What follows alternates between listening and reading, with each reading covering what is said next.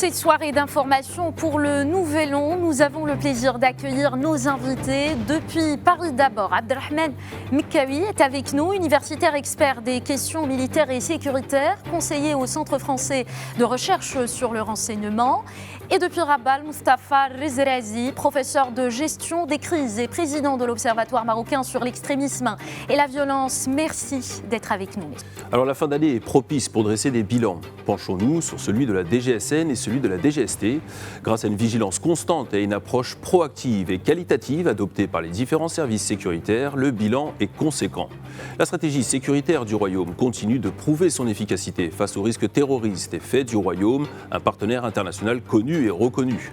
2020 a ainsi été marqué par la poursuite des efforts intenses visant à neutraliser les dangers et les menaces de toutes sortes. Regardez cette rétrospective signée Sana Yassiri. 2020, une année décisive pour la lutte marocaine contre le terrorisme. L'année, en effet, était décisive pour le déploiement d'une stratégie nationale de sécurité intégrée et multidimensionnelle. 2020 a également été marqué par la poursuite des efforts intenses du Maroc visant à neutraliser les dangers des menaces terroristes et à démanteler les projets extrémistes qui menacent la stabilité du Royaume. Dans ce sens, le Bureau central d'investigation judiciaire, relevant de la Direction générale de la surveillance du territoire, a réussi à démanteler au moins 7 cellules dans plusieurs villes marocaines. Depuis 2003, le nombre de cellules que le Royaume a pu démanteler dans différentes villes du pays a atteint plus de 200 cellules. Une approche efficace, largement estimée et reconnue au niveau international. Dans son rapport annuel sur la lutte contre le terrorisme dans le monde au cours de l'année écoulée, le département d'État américain a salué les efforts du Royaume dans ce domaine. Par ailleurs, et outre l'approche sécuritaire proactive, le Royaume attache une grande importance à la réforme du champ religieux et à la formation d'imams, de mourchidines et d'imams de pays étrangers, en particulier d'Afrique de l'Ouest. Une stratégie rehaussée par le département d'État américain qui a souligné que l'expérience pionnière du Maroc dans la réforme du champ religieux a largement contribué à la neutralisation du terrorisme et de l'extrémisme. Plus encore, la reconnaissance et l'appréciation internationale des efforts sécuritaires marocains ont été mises en évidence suite à la signature, le 6 octobre dernier, d'un accord entre le Maroc et les Nations Unies pour l'établissement à Rabat d'un bureau-programme pour la lutte contre le terrorisme et la formation en Afrique. Une consécration témoignant de la confiance de l'ONU et de la communauté internationale dans la stratégie nationale de lutte contre ce fléau mondial. Et pour tout dire, le leadership du Maroc dans ce domaine, en somme, se traduit également par la contribution du Royaume à la réflexion et à l'action internationale dans la lutte contre le terrorisme et sa participation depuis 2016 pour un 3e mandat à la présidence du Forum mondial contre le terrorisme dont il est membre fondateur. Voilà, donc nous venons de suivre un sujet sur la stratégie sécuritaire du Royaume. Je m'adresse à vous. D'abord, Moustapha Rezrazi, nous venons de voir justement ensemble ce qui a été fait dans la lutte contre le terrorisme au Maroc. Des coups de filet réussis un peu partout au niveau national. Quelle lecture faites-vous de l'action de la DGSN et de la DGST pour l'année 2020 ?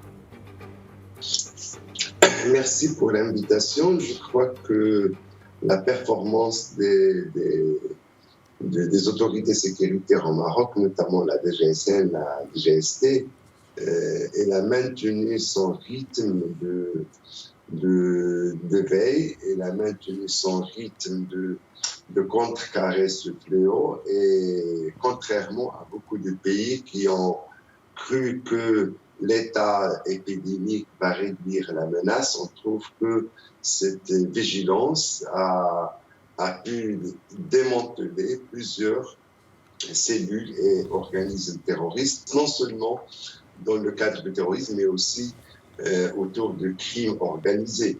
Aujourd'hui, avec un bilan de à peu près 21 arrêtés, et avec des projets qui ont dépassé 8 projets pendant cette période, malgré le confinement, malgré l'état d'urgence, et cela se recoupe avec la même performance de la menace terroriste en Afrique. On a vu qu'en Afrique, depuis janvier, on a remarqué une augmentation d'actes terroristes que ce soit par Boko Haram ou par Al-Qaïda ou par l'État islamique. Et on a remarqué aussi un élargissement du champ géographique d'attaque. Juste ce mois de décembre, on est presque devant 21 incidents terroristes autour justement de la zone du Sahel et de l'Afrique subsaharienne. Pour le Maroc, je crois que cette performance, elle est due à un montage stratégique qui a continué et qui a doublé les efforts malgré justement les responsabilités lourdes que la police marocaine a pris pendant cette période d'urgence sanitaire. Il y a un redéploiement des ressources. Sûrement que les priorités ont été changées, mais je crois que le département chargé de lutte contre le terrorisme a maintenu sa vigilance, a maintenu sa performance dans un rythme normal. En termes de coopération internationale, je crois que le Maroc continue toujours avec cette politique de coopération inconditionnelle avec ses partenaires, que ce soit en Afrique ou en Europe, malgré le fait que le rapport, justement, le bilan, il mentionne que peut-être la courbe de la coopération a été réduite due à cette situation de lockdown. Abdelrahmane Mekawi, bonsoir. Vous êtes expert des questions militaires et sécuritaires. Vous êtes également conseiller au Centre français de recherche sur le renseignement. Alors, quels sont, selon vous, les points forts de la DGSN compte tenu des réalisations qui ont été faites au niveau de la lutte antiterroriste ? Sécuriser, c'est anticiper. Ça, c'est l'adage adopté par les sécuritaires marocains depuis 2003, depuis les événements tragiques du 16 mai 2003. Les sécuritaires marocains ont adopté une stratégie fondée sur la fiabilité du renseignement. Ce renseignement qui a trois origines principales: renseignement humain, le renseignement technologique et la coopération avec les pays amis et les pays limitrophes. Donc, la DGSN, la DST ou la DGSI ont adopté cette approche qui s'allie avec la société d'une part, qui maîtrise la technologie et qui coopère avec les amis, les pays amis qui sont confrontés à ce danger menaçant qui nous vient d'ailleurs.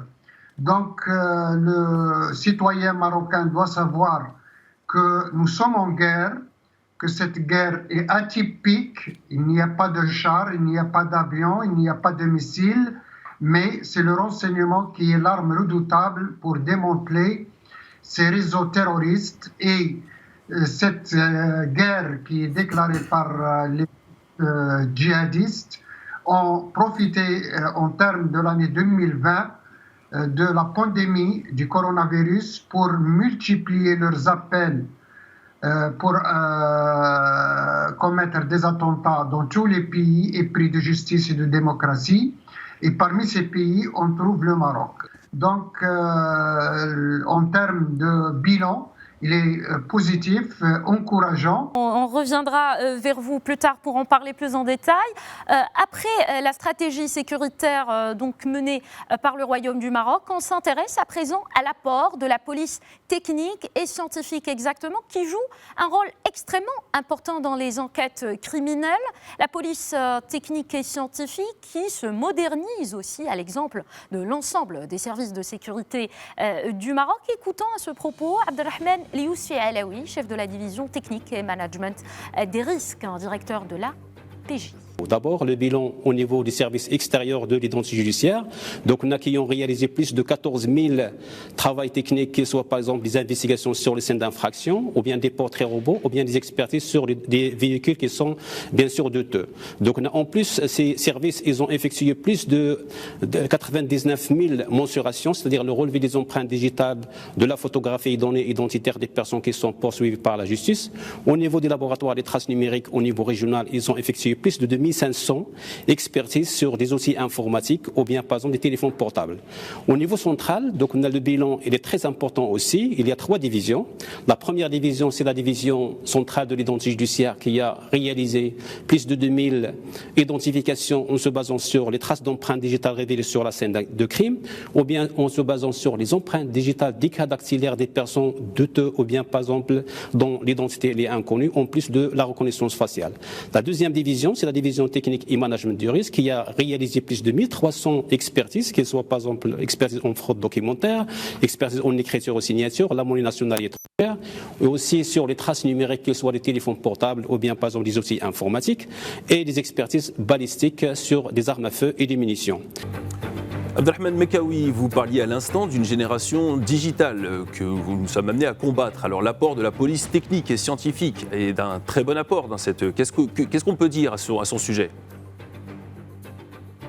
Oui, depuis 2015, les centres de recherche sur le terrorisme ont remarqué qu'une nouvelle génération de radicalisés s'est développée grâce aux réseaux sociaux, c'est-à-dire grâce à l'Internet, parce que les groupes terroristes utilisent ce créneau-là pour soit endoctriner, soit pour recruter, soit pour appeler à commettre des actes terroristes. Donc, c'est une génération qui s'endoctrine toute seule, qui déclare ses méfaits qu'après le passage à l'acte, et c'est le danger, ce qu'on appelle actuellement la cybersécurité, qui est appelée à multiplier beaucoup d'efforts justement pour contrecarrer et éradiquer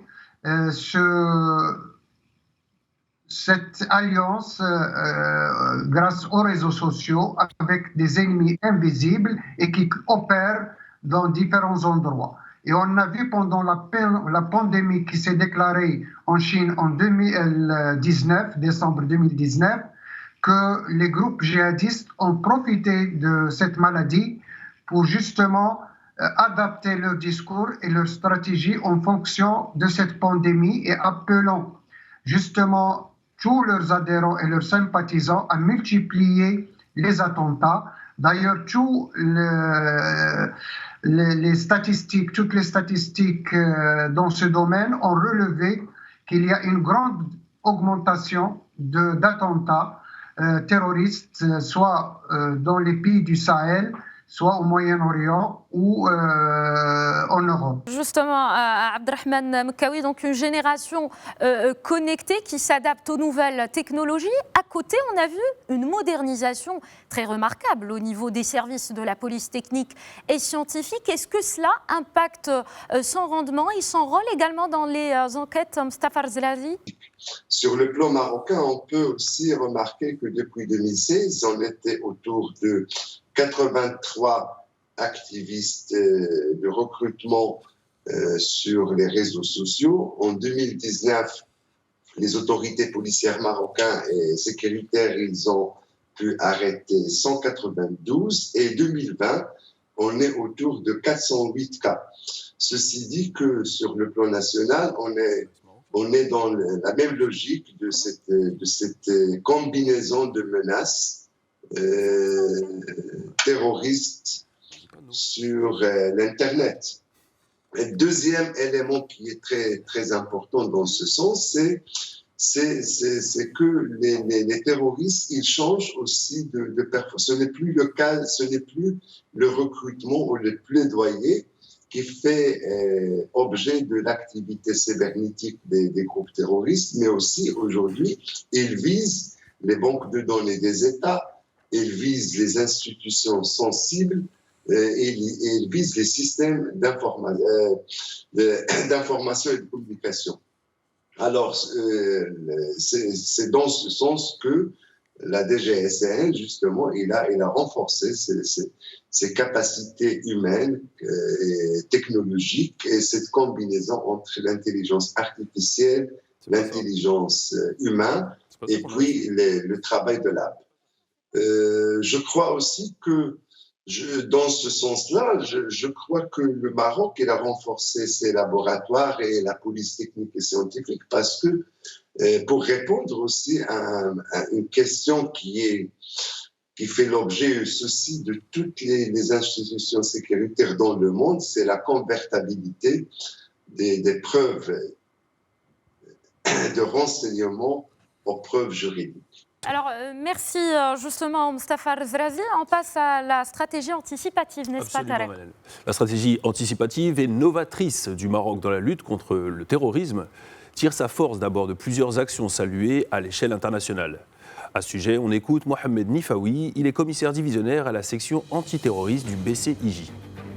Face au développement du terrorisme international et dans le cadre d'une stratégie novatrice inspirée justement de la bonne gouvernance, le Royaume a adopté une approche anticipative en mettant en œuvre des actions, si vous voulez, plusieurs actions multidimensionnelles à travers le renforcement de l'appareil, de l'arsenal juridique, de l'appareil sécuritaire, de la réforme des champs religieux et surtout la consolidation du développement socio-économique et la promotion de la coopération internationale. Donc, juste pour dire que la DGST, son engagement pour circonscrire la menace à l'intérieur du Royaume a toujours été accompagné d'un apport considérable à l'échelle internationale, sur fond d'échanges d'expertise, de partage de bonnes pratiques, de formation et la communication justement de renseignements déterminants à des pays ayant permis la non-survenance d'actes malveillants touchant à leur propre sécurité.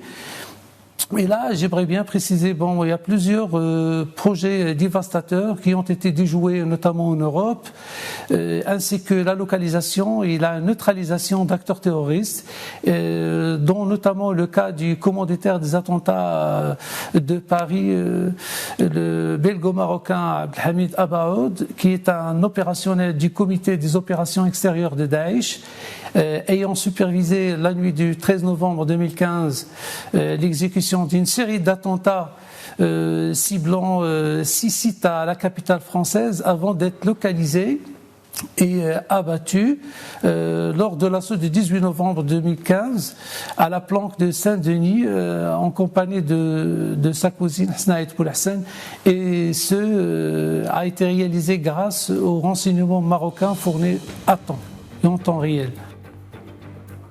Alors, Abdelrahman Mekawi, le Maroc adopte une stratégie multidimensionnelle qui se déploie aussi à travers des coopérations avec des partenaires étrangers.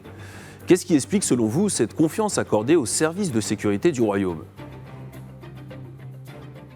Cette confiance est due à plusieurs facteurs. À mon avis, le premier facteur, c'est la connaissance du terrain par les sécuritaires marocains et leur savoir instruire et construire le renseignement et surtout le renseignement humain qui est absent un peu dans la collecte de l'information au niveau des sécuritaires européens. Donc la confiance, c'est sa connaissance du terrain et la connaissance du renseignement humain.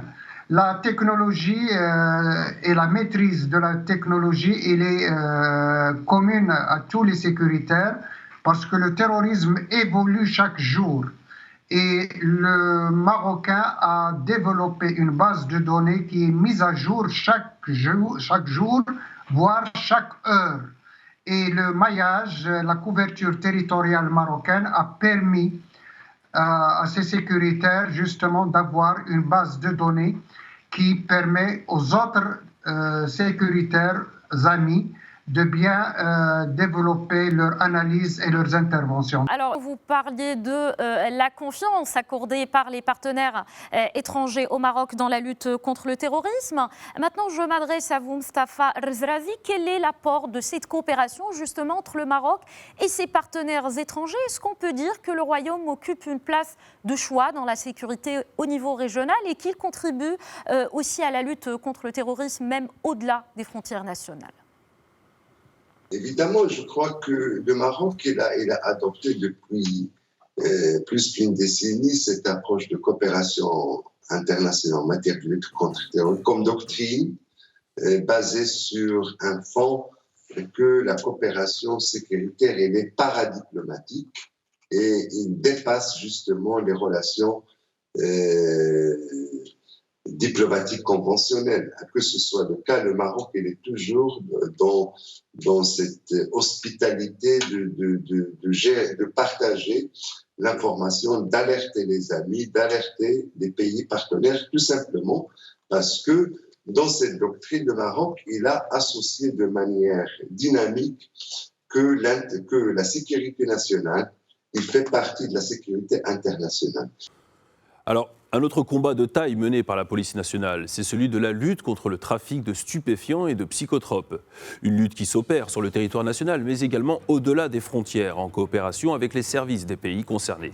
Écoutons à ce sujet un extrait du commissaire divisionnaire à la section antiterroriste du BCIJ, Mohamed Nifaoui. Il revient sur une opération de saisie qui a eu lieu en concertation avec la DIA.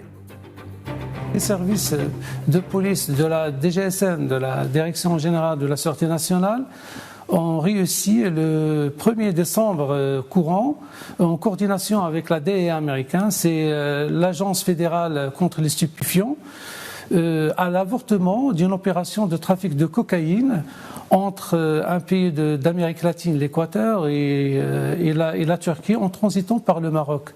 Donc, si vous voulez, ce coup de filet a permis la saisie de 30 plaquettes de cocaïne accusant un poids de 35 kg qui ont été emballées dans du ruban adhésif et dissimulées dans un appareil frigorifique d'un conteneur qui a été transporté à bord d'un navire en partance de l'Équateur et à destination de la Turquie. Donc, si vous voulez, cette opération d'avortement s'inscrit dans le cadre des relations de coopération agissantes entre les services de sécurité marocains et leurs homologues américains dans plusieurs domaines, notamment celui relatif à la lutte contre la criminalité transfrontalière et le trafic illégal de drogue et des psychotropes. Et justement, c'est donc un combat d'une extrême importance que mène aujourd'hui la police nationale contre le trafic de stupéfiants et de psychotropes. Justement, lutte au Maroc, mais qui se déploie aussi à l'international. Mustafa Al-Zrazi, quel état des lieux et quel bilan pour l'année 2020 ?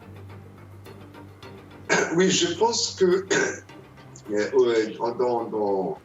dans justement cette performance permanente des autorités sécuritaires marocaines, on a trouvé que la lutte contre le crime organisé en général, y compris justement la lutte contre les drogues, elle a marqué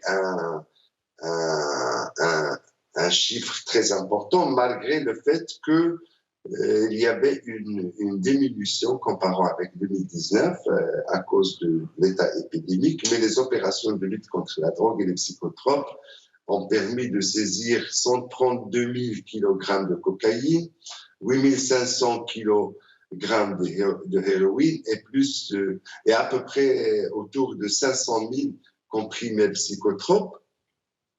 Ceci dit, bien sûr, dans presque 200 000 qui ont été importés d'Europe.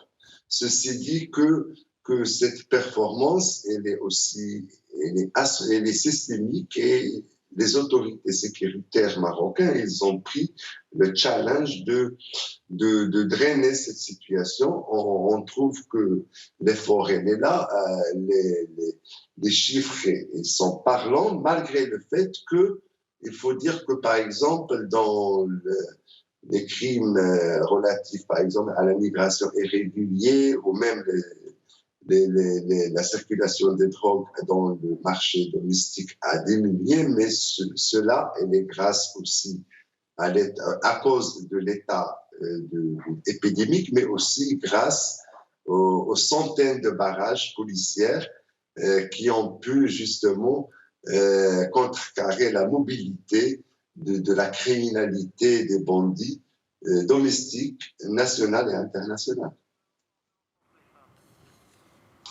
D'accord, merci justement Mustafa Rzrazi. On passe maintenant à un autre rôle de la DGSN, assurer la sécurité des citoyens, bien sûr, en plus de la lutte antiterroriste et de la lutte aussi donc contre le trafic de drogue. Autre mission prioritaire à citer, la lutte contre les violences faites aux femmes. Des progrès considérables sont enregistrés dans ce sens. Quel bilan pour 2020, Abdelrahman Mekawi? Non, dans ce cadre-là, je reviens à la dernière question concernant le trafic de drogue.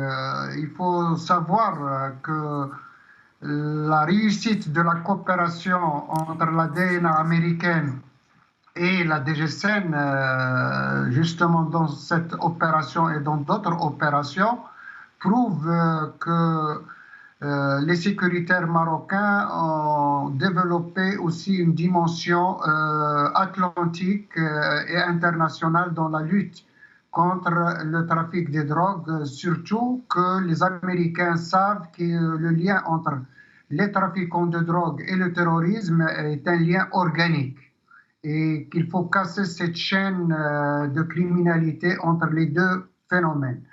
Ça, c'est de un. Pour répondre à votre question sur le bilan des crimes, je pense que la majorité des crimes et des délits commis au Maroc sont des crimes simples. 87% des crimes au Maroc ne sont pas des crimes professionnels ou des crimes mafieux. Donc, qui sont dirigés par des structures mafieuses ou des structures criminelles. Donc, pour le sécuritaire marocain, là, il est confronté à ces crimes simples, à savoir l'harcèlement, le vol à l'arraché, etc. Je rappelle que dans 20 secondes, chaque 20 secondes en France, à Paris, il y a un vol pour vous montrer que le phénomène de crimes simples sont aussi présents dans les pays occidentaux que au Maroc. Assurer la sécurité des citoyens, l'une des principales missions de la Direction générale de la Sûreté nationale. Autre mission prioritaire à citer, la lutte contre les violences faites aux femmes. Des progrès considérables sont enregistrés dans ce sens. Quel bilan pour 2020? Sarah Zazi, chef du service des études à la Direction de la police judiciaire, nous répond. Il était l'invité de Nadia Paquero dans un entretien spécial. Depuis l'instauration des cellules d'accueil des femmes victimes de violences en 2007, la DGSN n'a jamais cessé de mener une campagne de sensibilisation et de formation continue et spécialisée au profit des responsables de ces cellules.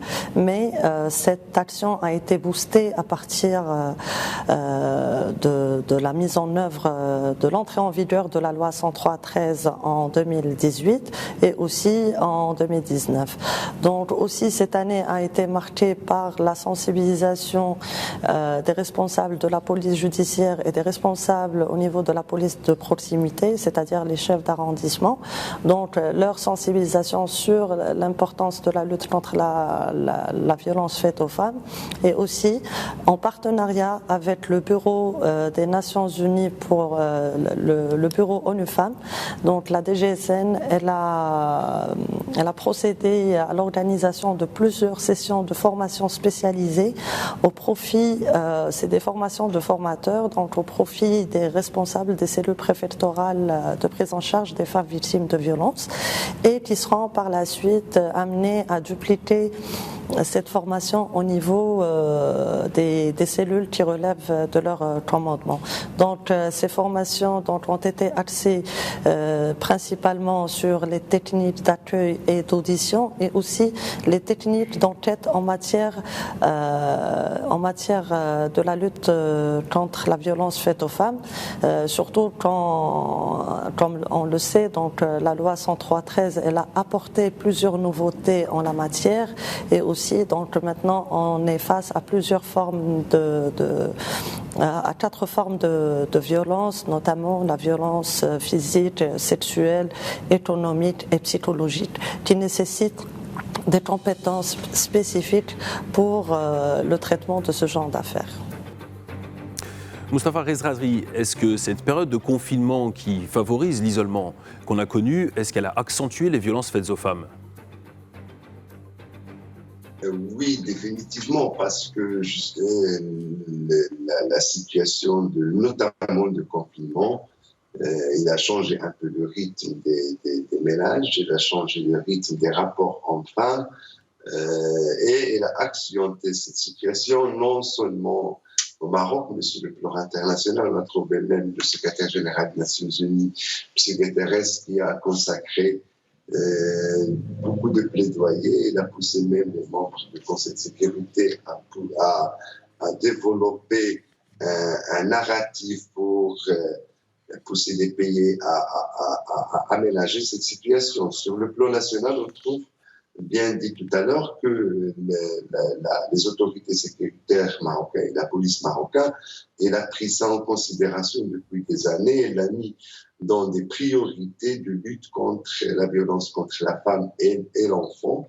Et on trouve les chiffres qui parlent aujourd'hui, comment ces crimes qui ont été considérés dans le Sud comme des crimes secondaires, aujourd'hui, ils prennent un intérêt important, tout simplement parce que la lutte contre la violence domestique et dans la famille, il contribue à la lutte contre la criminalité et la perversion en soi, dans une logique de lutter contre les ressources de la criminalité dans la société. C'est vrai, la situation de Covid aussi, on trouve justement, et c'est très significatif, comment les agressions contre les biens ont diminué contre les individus. Il a maintenu un rythme. Ceci dit que la violence domestique, elle fait partie de ce chiffre qui a augmenté ou qui a gardé quand même son rythme naturel.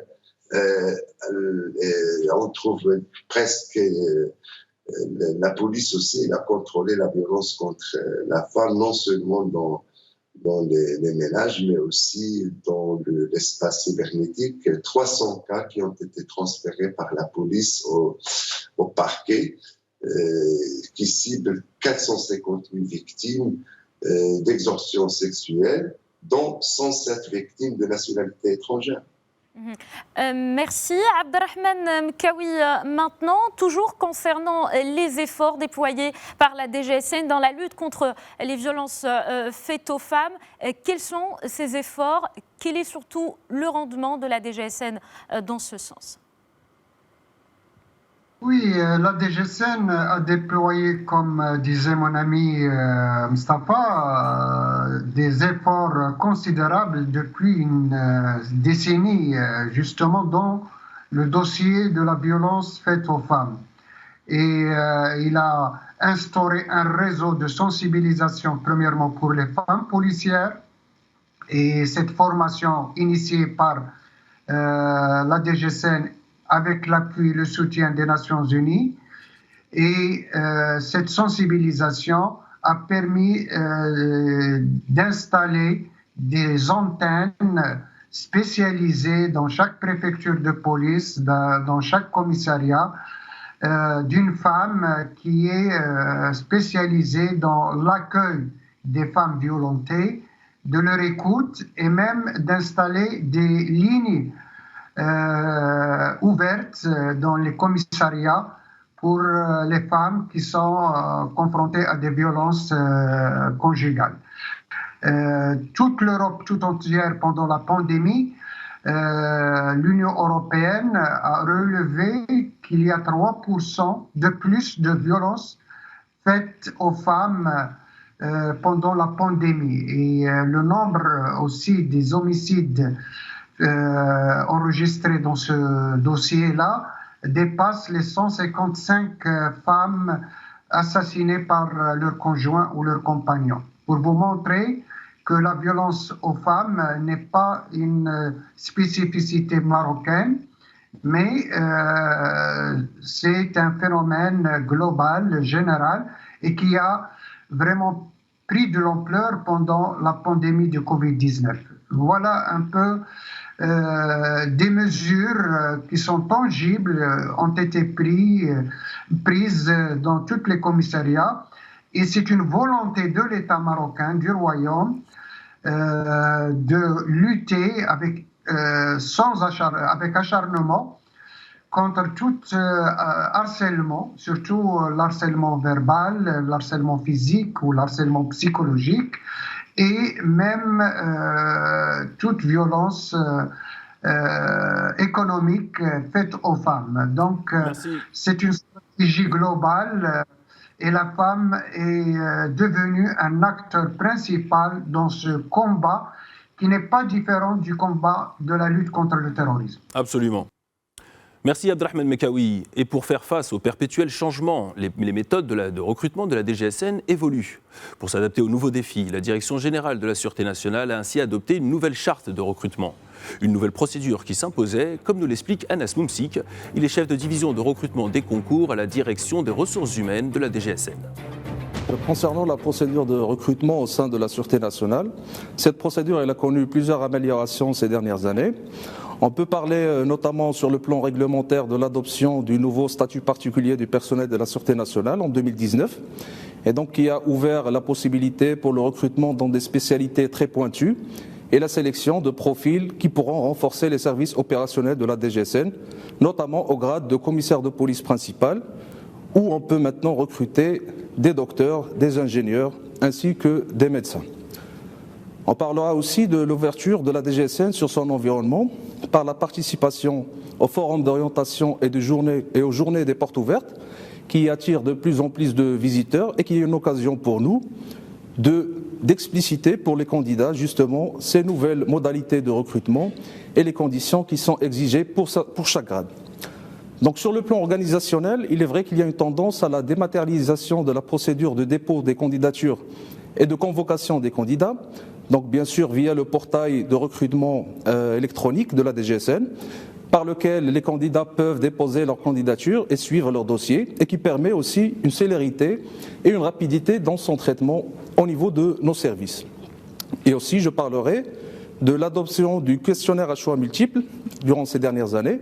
Donc ce questionnaire à choix multiples, il permet une rapidité dans l'opération de correction et aussi de limiter l'intervention de l'élément humain puisque cette opération est automatisée, et aussi les sujets des épreuves de dissertation qui sont maintenant préparés par des professeurs universitaires.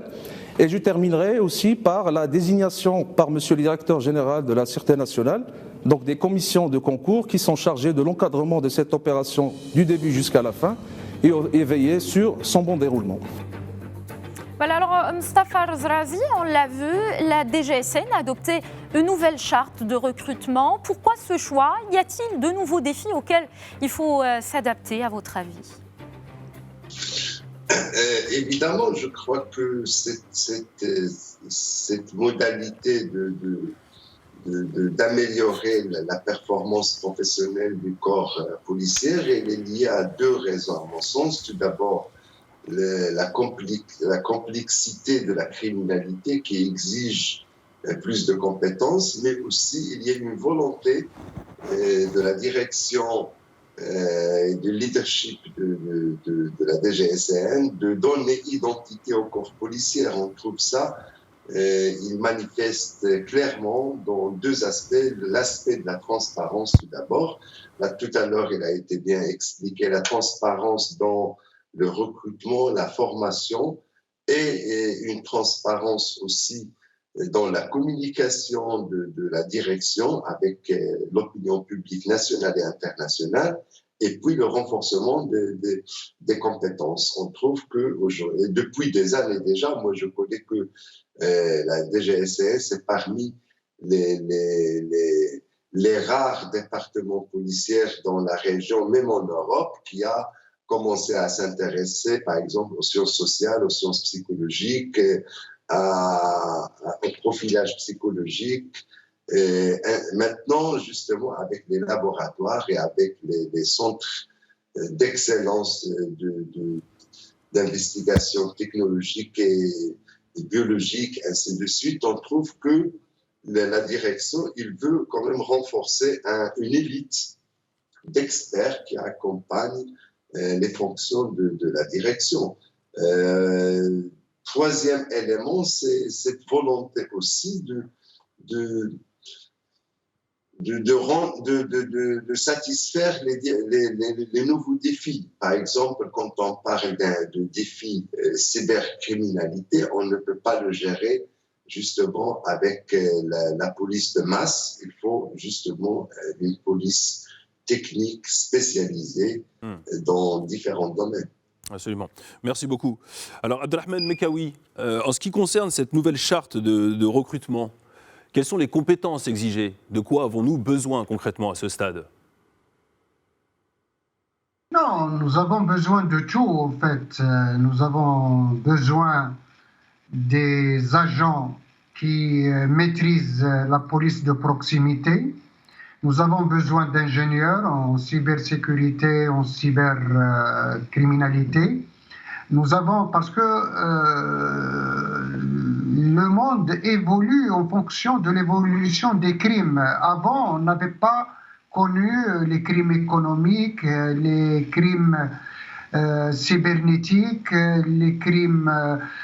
par exemple, actuellement, le chantage, le harcèlement se fait par Internet, mais la DGSN, depuis 5 ans, a ouvert un portail spécialisé qui présente un ensemble de services pour le citoyen marocain, et ça fait partie de la sécurité du citoyen.